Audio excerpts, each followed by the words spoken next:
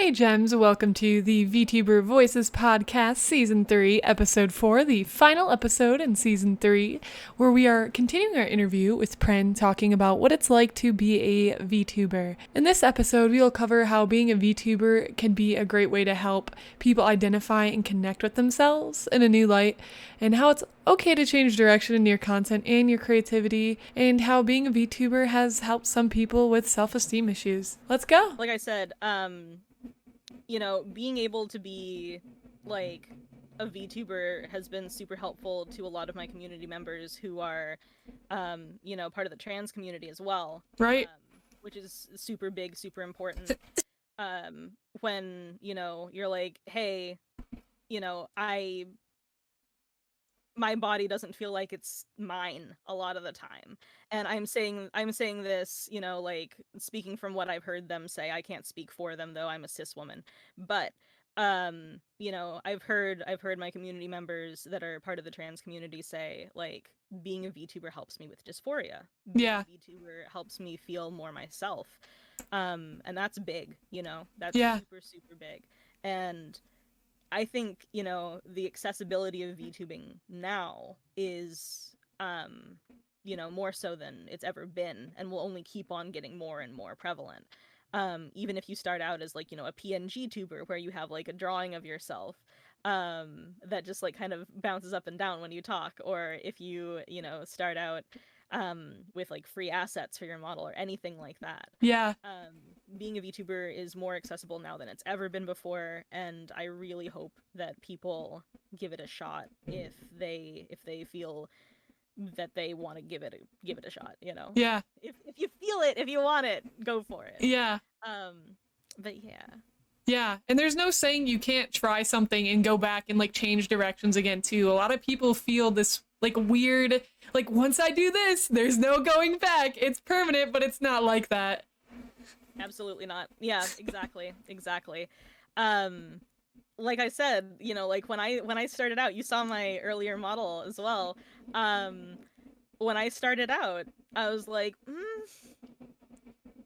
I don't know where I want to go with this. Right. I don't even know if I want to keep doing this. Yeah. I'm just gonna try it out and see if I like it. Yeah. And I loved it. So I was like, all right, let's see where this goes, Yeah. Let's keep on trying new things and making changes and tweaks. And honestly, if I had ended up down the road being like, I don't know, I don't know how this model feels, I want to do, like, a redesign, I could have done that.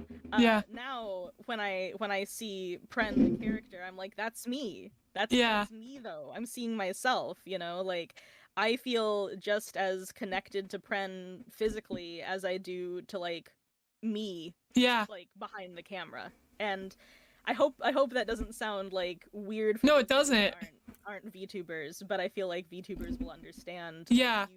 You develop this connection to your avatar. Yeah. Where, like, they're part of you, in that, like, very kind of personal way, and you're just like, we're the same person. Yeah. Have you had any, like, weird mental things with, like, feeling like you're not living up to your character or anything like that? It's interesting. I feel like it's kind of been the opposite for me. Yeah. Because for a long time, I much like most people, I have some pretty bad self-esteem issues and, like, hang-ups around that. Yeah. And having an avatar that is, like, a succubus, has actually kind of helped me be more confident with myself as well. Yeah. Be like, hey, you know what? Like, yeah, I am desirable. I am, like, cool and sexy and, like, all of this fun sort of stuff. Yeah. But yeah, like, it's really helped me kind of with other underlying self-esteem issues. Do I still have those? Yeah, of course. It doesn't make them go away. Yeah. But it helps me kind of recontextualize a lot of aspects of myself and see them in a much more positive light. Yeah. And that makes me really happy. Yeah, that's so cool that VTubing has done that for you. And again, I've heard stories from lots of people that have said they felt similar. So it's just so cool. It's so powerful. It is. Yeah. I'm really glad to hear that. That's awesome. Absolutely. And also, so going back to Dark's question, Dark said, what tracking software do you use? Okay. So I use a combination of two, and they work with each other to make me move around and do stuff. But I use VC Face for the PC. VC Face is the same program, I believe. Wait, Saya, do you use that one? I use 3teen when I'm not in full body, but when I'm in full body, I use something called virtual motion capture, and I'm in like a physical Unity room right now. Oh, there goes my chair. That's so cool. Yeah. I love that. We'll have to talk about that sometime too, because Sure. that's fascinating. Yeah, I'd love to try that out. Although I don't have like VR, so that might complicate things. Yeah. But I use a program called VC Face, and it's free. I used to use Luppet, but as it turns out, with face tracking, I didn't like the way my character moved as much with Luppet as it does with VC Face, which is really weird, right? Because that's the one you'd pay for. I think right. movement is really, really lovely.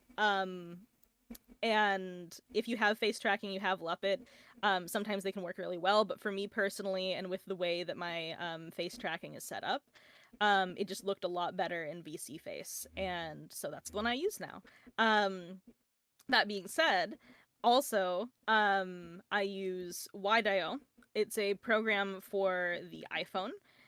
You have to have an iPhone 10 or better if you want to have face tracking as a 3D VTuber, because I'm not sure if it's the same for 2D. Don't quote me on anything, but yeah.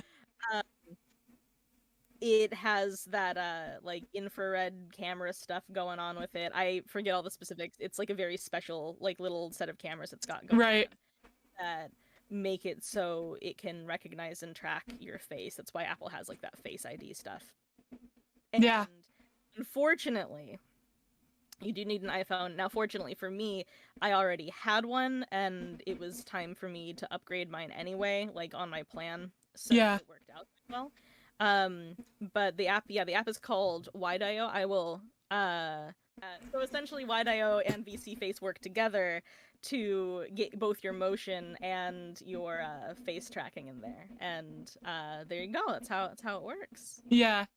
Yeah, basically, I learned a little bit about it from FOFA, and it's basically like there's default models only have like so many different face like capture features, and you have to go in and add more blend shapes and add more different facial tracking and stuff. And then again, the iPhone's the only thing that can pick up that much amount of facial tracking. As far as I know right now, I don't know if there's any camera that you can purchase that does. It might only be iPhone. I'm sure they use something different when they do like motion tracking for movies and stuff, but that's like bazillions of dollars.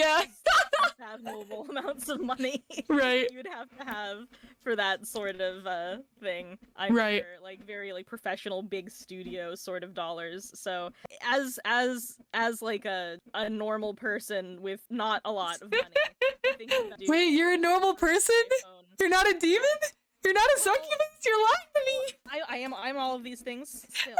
But it's succubi are people too, right? Like we're all true. people. I'm existing in this physical realm as much as I have to.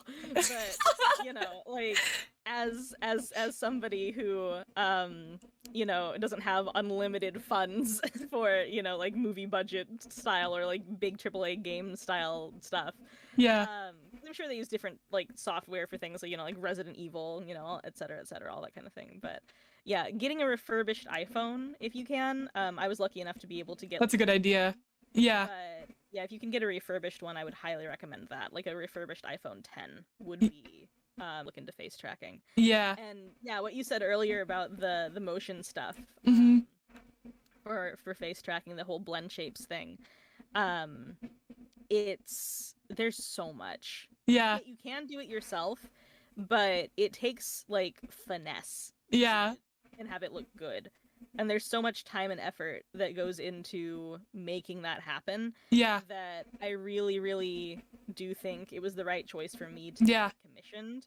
Because I could have done it myself. I am an artist. I see faces and such. Yeah. But FOFA already knows so much about it. Right. Is very quick with it. And FOFA has all of that groundwork laid down, and plus prices super reasonable. Yeah. Super, super reasonable. And I would not be surprised if in the future FOFA charged more. Yeah. FOFA actually, I had heard FOFA talk about like being like, oh, am I charging too much? Somebody said I was, and I'm like, they can suck an egg. No, you're not. Like, Yeah. I am flabbergasted when I'm like, oh my god, wait. You think you're charging too little, right? Right. Yeah, the thing is, the really, really cool thing about face tracking a lot of the time is that, at least in my case, it paid for itself almost immediately. Yeah. Because that was the reason I got noticed on TikTok, and that was the reason so many new people found my channel. Yeah. And because of that, I got a ton of new subscribers. People were, like, giving me tips and hits and all that sort of thing because they're like, oh, funny streamer, I enjoy this content. And I'm like, hell yeah, it's great. But yeah, with FOFA, I think I made a really, really good choice because I love the way that FOFA has rigged my face tracking. Yeah. There's so much you can do as a VTuber. There's so many options. Yeah. And I apologize for going off on so many tangents. No, it's okay. Because, as I say, I'm an ADHD demon. Oh my gosh, that's perfect. I love that. It tends to happen. So yeah, no, if that's the case, and you're like, oh my god, why did I ever? No, stop. Nah, we love having you here with your spaghetti. It's beautiful. But yeah, no, like I said, if for like a month or two you feel like super comfy with VTubing, you're like, yes, I want to keep on doing this. I want to go bigger and more with it. I want to, do more things that are going to make me like flow and feel cool and, like set up like maybe like a 3D space like Saya has, or get face tracking or any of that sort of stuff, anything that feels like an upgrade. I would say that's when to do it. Yeah. What do you think is the most important thing then, like as far as like growing goes? Because I know some people are like, should I focus on making more content? Should I focus on visuals? What do you think is priority? I think the most important aspect is like if this is something that you do for fun, yeah, the most important aspect is enjoying it. Yeah. Right? The most important aspect is like having a good time with it if you do this as a hobby. Now if you're a streamer who makes the majority of their income, or not even just a streamer, but like a content creator in general, who makes most of their money from doing the content creation aspect, I would say if that's the case, I would say it's diversifying your platforms. Because the biggest thing that's helped me so far when it comes to like the financial aspect of all of it is the fact that I started posting my content on TikTok. Yeah. There are so many people who would have never found me if I hadn't done that. And that's the thing of it. Like, people don't necessarily know that you're out there unless you put yourself out there. Yeah. Being able to share content on multiple platforms. For me personally, I have Twitch, of course, is my main thing. But then I also share content on Twitter and on TikTok. Do you have any tips as far as growth goes on TikTok as well, since that started to really help you push your content even further? I don't know about anything on TikTok. Like, that's the problem. Like, views that I have on things fluctuate wildly between like, oh, this video got 3,000 views and this video got 400,000 views. Yeah. I don't know how it works. I don't know why. TikTok's an anomaly. It's a total anomaly. Yeah, I think a lot of the time, using a popular audio can help. Yeah. That one video that I just talked about that they were like, community guidelines violation, that one was getting a lot of views and it had a popular audio on it. So yeah. I think having a popular audio on something can really help. I think, like doing a trending trend, can really help. A trending trend. A trending trend, you know the one. Yeah. But like doing something that's like on like a lot of For You page sort of trending things, like some kind of meme that's going around.